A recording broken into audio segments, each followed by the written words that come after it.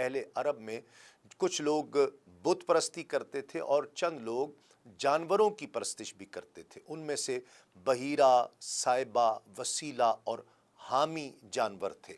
ابن اسحاق کہتے ہیں کہ بحیرہ صائبہ کی بچی کو کہا جاتا ہے، اور صائبہ اس اونٹنی کو کہا جاتا ہے جس سے 10 بار پے در پے مادہ بچے پیدا ہوں، درمیان میں کوئی نر بچہ پیدا نہ ہو۔ ایسی اونٹنی کو آزاد چھوڑ دیا جاتا تھا، اس پر سواری بھی نہیں کی جاتی تھی، اس کے بال بھی کاٹے نہیں جاتے تھے، اور مہمان کے سوا اس کا دودھ بھی کوئی نہیں پی سکتا تھا۔ اس کے بعد یہ اونٹنی جو مادہ بچہ جنتی، اس کا کان چیر دیا جاتا اور اسے بھی اس کی ماں کے ساتھ آزاد چھوڑ دیا جاتا تھا۔ اس پر بھی سواری نہیں کی جاتی تھی، اس کے بال بھی نہیں کاٹے جاتے تھے، اور اس کے بھی مہمان کے سوا کوئی اس کا دودھ نہیں پی سکتا تھا۔ یہی بحیرہ ہے اور اس کی ماں صائبہ ہے۔ وسیلہ اس بکری کو کہا جاتا تھا جو 5 مرتبہ پے در پے 2 مادہ بچے جنتی، یعنی 5 بار میں 10 بار مادہ بچے پیدا ہوتے، درمیان میں کوئی نر بچہ پیدا نہ ہو۔ اس بکری کو اس لیے وسیلہ کہا جاتا تھا کہ وہ سارے مادہ بچوں کو ایک دوسرے سے جوڑ دیتی تھی۔ اس کے بعد اس بکری سے جو بچے پیدا ہوتے انہیں صرف مرد کھا سکتے تھے، عورتیں نہیں کھا سکتی تھی۔ البتہ اگر کوئی بچہ مردہ پیدا ہوتا تو اس کو مرد اور عورت سبھی کھا سکتے تھے۔ حامی اس نر اونٹ کو کہتے تھے جس کی جفتی سے پے در پے 10 مادہ بچے پیدا ہوتے، درمیان میں کوئی نر پیدا نہ ہو۔ ایسے اونٹ کی پیٹھ محفوظ کر دی جاتی تھی، نہ اس پر سواری کی جاتی تھی، نہ اس کے بالوں کو کاٹا جاتا تھا، بلکہ اسے اونٹوں کے ریوڑ میں جفتی کے لیے آزاد چھوڑ دیا جاتا تھا، اور اس کے سوا اس سے کوئی دوسرا فائدہ نہیں اٹھایا جاتا تھا۔ ناظرین کرام، دور جاہلیت کی بت پرستی کے ان طریقوں کی تردید کرتے ہوئے اللہ رب العزت نے ارشاد فرمایا، اعوذ باللہ من الشیطان الرجیم، ما جعل اللہ من بحیرۃ ولا صائبۃ ولا وسیلۃ ولا حام ولکن الذین کفروا یفترون علی اللہ الکذب واکثرہم لا یعقلون۔ اللہ نے نہ کوئی بحیرہ، نہ کوئی صائبہ، نہ کوئی وسیلہ اور نہ کوئی حامی بنایا ہے، لیکن جن لوگوں نے کفر کیا وہ اللہ پر جھوٹ گھڑتے ہیں اور ان میں سے اکثر عقل نہیں رکھتے۔ ایک دوسری جگہ ارشاد ربانی ہوا، اعوذ باللہ من الشیطان الرجیم، وقالوا ما فی بطون هذه الانعام خالصۃ لذکورنا ومحرم علی ازواجنا وان یکن میتۃ فہم فیہ شرکاء۔ ان مشرکین نے کہا کہ ان چوپایوں کے پیٹ میں جو کچھ ہے وہ خالص ہمارے مردوں کے لیے ہے اور ہماری عورتوں پر حرام ہے، البتہ اگر وہ مردہ ہو تو اس میں مرد عورت سب شریک ہیں۔ چوپایوں کی مذکورہ اقسام یعنی بحیرہ، صائبہ وغیرہ کے کچھ دوسرے مطالب بھی بیان کیے گئے ہیں جو ابن اسحاق کی مذکورہ تفسیر سے قدر مختلف ہیں۔ حضرت سعید بن مسیب رحمۃ اللہ علیہ کا بیان ہے کہ یہ جانور ان کے طاغوتوں کے لیے تھے، اور صحیح بخاری میں مرفوعاً مروی ہے کہ عمرو بن لہی پہلا شخص ہے جس نے بتوں کے نام پر جانور چھوڑ دیے۔ ناظرین کرام، عرب اپنے بتوں کے ساتھ یہ سب کچھ اس عقیدے کے ساتھ کرتے تھے کہ یہ بت انہیں اللہ کے قریب کر دیں گے اور اللہ کے حضور ان کی سفارش کریں گے۔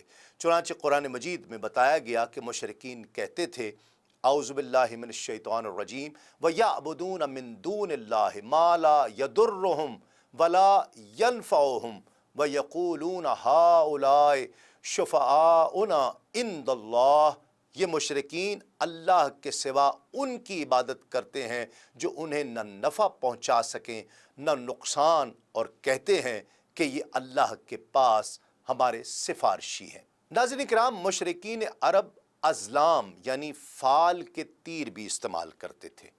ازلام ظلم کی جمع ہے، اور ظلم اس تیر کو کہتے ہیں جس میں پر نہ لگے ہوں۔ فال گیری کے لیے استعمال ہونے والے یہ تیر 3 قسم کے ہوتے تھے۔ ایک وہ جن پر صرف ہاں یا نہیں لکھا ہوا کرتا، اس قسم کے تیر سفر پر جانے اور نکاح وغیرہ کے جیسے کاموں کے لیے استعمال کیے جاتے تھے۔ اگر فال میں ہاں نکلتا तो मतलूबा काम कर डाला जाता, अगर नहीं निकलता तो साल भर के लिए उसे मुलतवी कर दिया जाता और फिर आइंदा साल फाल निकाली जाती।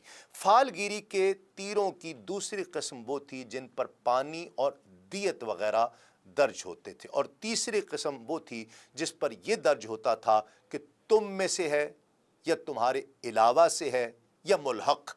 उन तीरों का मसरब ये था कि जब किसी के नसब में शुबा होता तो उसे 100 ऊँटों समेत हुबल के पास ले जाते, ऊँटों को तीर वाले महनत के हवाले कर देते और वो तमाम तीरों को एक साथ मिलाकर घुमाता, झंझोड़ता, फिर एक तीर निकालता।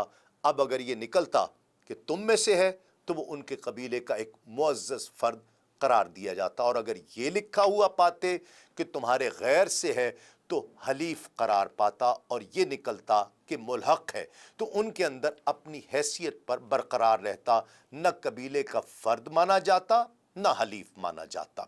नाज़रीन इकराम, इसी से मिलता जुलता एक रिवाज मुशरिकीन में जुआ खेलने और जुए के तीर इस्तेमाल करने का था। उसी तीर की निशानदही पर वो जुए का ऊँट ज़िबा करके उसका गोश्त बांटा करते थे। मुशरिकीन अरब काहिनों, अर्राफ़ों और नजूमियों की ख़बरों पर भी ईमान रखते थे। काहिन उसे कहते हैं जो आने वाले वाक़यात की पेशनगोई करे और राज हाय सरबस्ता से वाकफियत का दावेदार हो।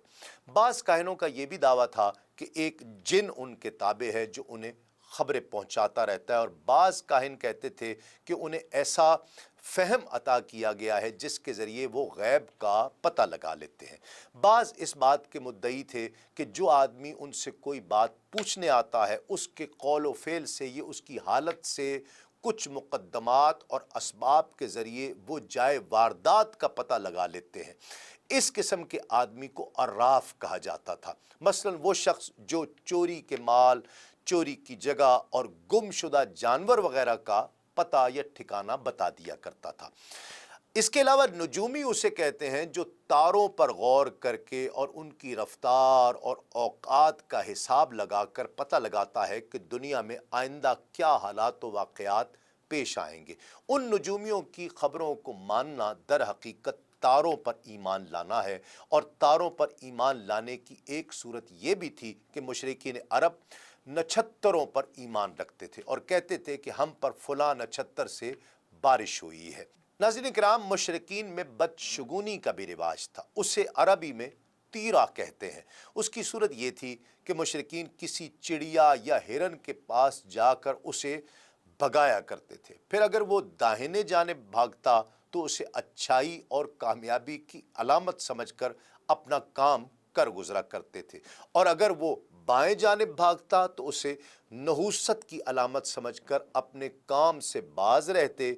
इसी तरह अगर कोई चिड़िया या जानवर रास्ता काट देता तो उसे भी मनहूस समझा जाता था। इसी से मिलती जुलती एक हरकत ये भी थी कि मुशरिकीन खरगोश के टखने की हड्डी लटकाते थे और बाज़ दिनों, महीनों, जानवरों, घरों और औरतों को मनहूस समझा करते थे। बीमारियों की छूत के कायल थे और रूह के उल्लू बन जाने का अकीदा भी रखा करते थे। यानी उनका अकीदा ये था कि जब तक मकतूल का बदला न लिया जाए उसको सुकून नहीं मिलता और उसकी रूह उल्लू बनकर बयाबानों में गर्दिश करती रहती है और प्यास प्यास या मुझे पानी पिलाओ, मुझे पानी पिलाओ की सदा लगाती रहती है। जब उसका बदला ले लिया जाता है तो उसे राहत और सुकून मिल जाता है। नाज़रीन किराम, ये थे अहले जाहिलियत के अक़ायद और आमाल। अच्छा, इसके साथ ही उनके अंदर दीन इब्राहिमी की कुछ बाक़ियात भी अभी मौजूद थी, यानी उन्होंने ये दीन पूरी तरह उसे छोड़ा नहीं था। चुनांचे वो बैतुल्लाह की ताज़ीम किया करते थे, उसका तवाफ़ किया करते थे, हज और उम्रा किया करते थे, अरफात और मुज़दलिफ़ा में ठहरा करते थे और हुदी के जानवरों की कुर्बानी किया करते थे। अलबत्ता उन्होंने इस दीन इब्राहिमी में बहुत सी बिदअतें ईजाद करके शामिल कर दी थी। जैसे कि कुरैश की एक बिदअत ये थी कि वो कहते थे कि हम हज़रत इब्राहीम अलैहिस्सलाम की औलाद हैं, हरम के हम पासबान हैं, हम बैतुल्लाह के वाली हैं और मक्का के बाशिंदे हैं। कोई शख्स हम मर्तबा हमारे बराबर नहीं हो सकता और न किसी के हुकूक हमारे हुकूक के बराबर हो सकते हैं। اسی بنا پر یہ اپنا نام حمص یعنی بہادر اور گرم جوش رکھا کرتے تھے۔ لہٰذا ہمارے شایان شان نہیں کہ ہم حدود حرم سے کہیں باہر جائیں، چنانچہ حج کے دوران یہ لوگ عرفات نہیں جایا کرتے تھے اور نہ وہاں سے افادہ کرتے تھے یعنی طواف الزیارہ، بلکہ مزدلفہ ہی میں ٹھہر کر وہیں سے افادہ کر لیتے تھے۔ قرآن مجید میں اللہ رب العزت نے اس بدعت کی اصلاح کرتے ہوئے ارشاد فرمایا، اعوذ باللہ من الشیطان الرجیم، ثم افیدوا من حیث افاد الناس، تم لوگ بھی وہیں سے افادہ کرو جہاں سے سارے لوگ افادہ کرتے ہیں۔ ناظرین کرام، ان کی ایک بدعت یہ بھی تھی کہ وہ کہتے تھے کہ حمص قریش کے لیے احرام کی حالت میں پنیر اور گھی بنانا درست نہیں، اور نہ ہی یہ درست ہے کہ بال والے گھر یعنی کمبل کے خیمے میں داخل ہوں، اور نہ ہی یہ درست ہے کہ سایہ حاصل کرنا ہو تو چمڑے کے خیمے کے سوا کہیں اور سایہ حاصل کریں۔ ناظرین کرام، ان کی ایک بدعت یہ بھی تھی کہ وہ کہتے تھے کہ بیرون حرم کے باشندے حج یا عمرہ کرنے کے لیے آئیں اور بیرون حرم سے کھانے کی کوئی چیز لے کر آ جائیں تو اس کے لیے ان کا کھانا درست نہیں ہے۔ دین اسلام کے مختلف امور سے آگہی کے لیے ابھی سنو نیوز کا یوٹیوب چینل سبسکرائب کیجئے اور بیل آئیکن کا بٹن ضرور پریس کیجئے۔